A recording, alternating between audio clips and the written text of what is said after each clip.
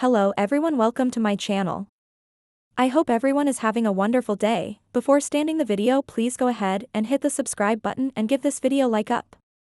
Kyle Abbott is a man teetering on the edge. Still reeling from Summer's cold shoulder, Audra's manipulations, and the growing chasm between himself and the Abbott legacy. Kyle is desperate.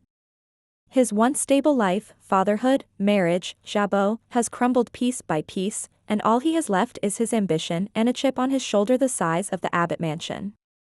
Enter Claire Grace. Now working under Victor's watchful eye at Newman Enterprises, Claire is determined to build a new life, a respectable one. But her past continues to shadow her every step. Most in Genoa City still see her as the wild card who terrorized the Newmans. She needs a way to prove her loyalty, to climb higher. But she also knows the cost of silence in this town is often too high. When Kyle unexpectedly crosses paths with Claire at society, it starts as an awkward run-in. But by the end of the day, it's clear these two outcasts see something familiar in each other: ambition wrapped in hurt, potential dulled by gossip, and a yearning to rewrite their own stories. Kyle proposes a shocking idea: what if they help each other climb their way back up? Claire is cautious at first. She knows better than to trust anyone blindly, especially someone with Kyle's baggage. But then Kyle dangles a golden carrot, insider intel on Audra Charles, and her next power move. Tuesday, August 5th, the Pact is sealed. Tuesday kicks off with a covert meeting in Chancellor Park. Kyle and Claire sit on a bench, trying not to be noticed. But the tension between them is electric. They are both gamblers now, willing to take a risk on each other to get what they want. Kyle wants Jabot back in his hands. He's tired of watching Jack make bad calls under Diane's influence. He wants a seat at the table, and he's not afraid to play dirty to get it. Claire wants respect. She's tired of being the Newman scapegoat.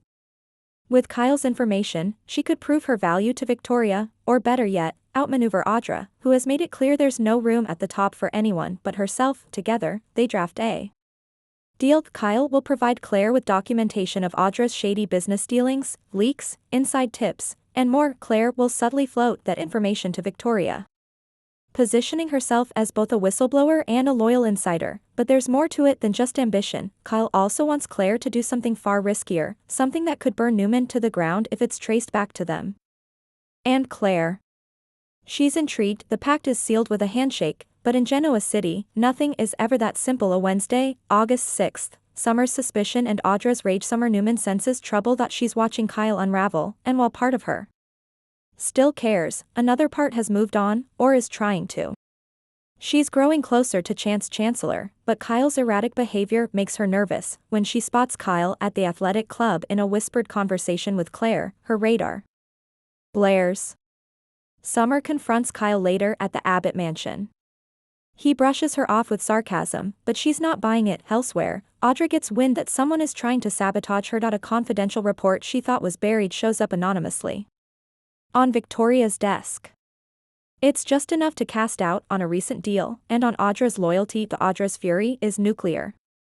She storms into Claire's office, icy and smiling. "You're playing a dangerous game, darling," she purrs. "Make sure you know the rules." But Claire, for once, doesn't flinch. She offers a smirk and says, "Some of us make our own rules."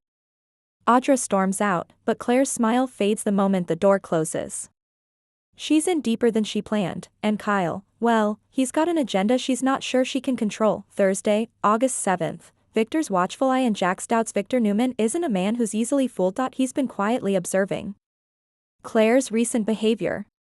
She's been sharper, more ambitious, and bolder. Too bold. Victor corners her after a strategy meeting and asks if she's been in contact with anyone outside the Newman family. Claire dodges with practiced ease, but Victor gives her a warning: "You've come a long way. Don't throw it away chasing ghosts." Meanwhile, at Jabot, Jack Abbott begins to question Kyle's motives. Kyle has been overly helpful lately, too cooperative, too agreeable. Diane, ever the watchful mother, suspects Kyle is trying to lull them into a false sense of security. Jack debates bringing Kyle back into more of a leadership role, but something doesn't feel right. Elsewhere, Kyle meets again with Claire. This Time in a dark corner of the Genoa City Athletic Club bar. The topic, a digital trail that could link Audra to a shell company laundering money through a foreign investor, one tied to a controversial project Newman is backing. If Claire leaks this, Audra could be out. But if they get caught, Newman Enterprises could implode, and so could Claire's fragile second chance. Kyle leans in and says, "You want a future? Burn the bridge behind you." Friday, August 8th, the deal goes live, but at what cost? A Friday is explosive. Claire sends the files anonymously to Victoria, and then promptly deletes everything from her phone. But it's too late. Victoria confronts Audra in front of Nate and Victor. She doesn't accuse her outright, but the implication is clear. Audra realizes someone is trying to take her down, and it might be someone close. Back at society, Kyle raises a glass alone. He feels the tide turning. He believes the plan worked. He believes he's won, but he doesn't see the shadow watching him. Summer, she followed him and saw enough to know he's up to something dangerous. Later that evening, Claire returns to her apartment and finds a note under her door. "You're in deeper than you think. Walk away while you still can." The signature?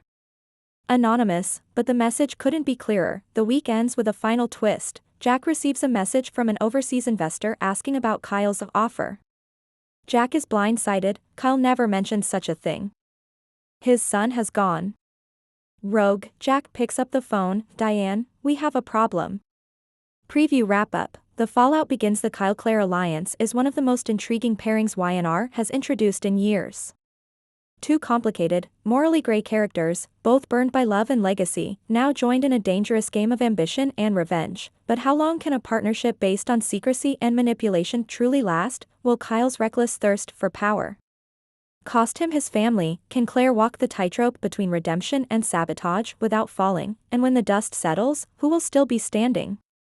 Next week's fallout promises even more shockwaves, and The Young and the Restless is just getting started. Teasers for the week of August 11th to 15th, just a glimpse. Jack confronts Kyle, and it turns ugly. Claire receives a surprising offer from Victoria, but it comes with a steep price. Audra finds a new ally and an old enemy. Summer confronts Kyle, with consequences that may fracture their fragile co-parenting truce, and an unexpected visitor returns to Genoa City, someone who could expose everything. Kyle and Claire are not just two schemers on a collision course, they're the new wave of Y&R conflict. Their motivations are deeply personal, their goals overlapping but not identical, and their willingness to manipulate every pawn on the board makes them both dangerous.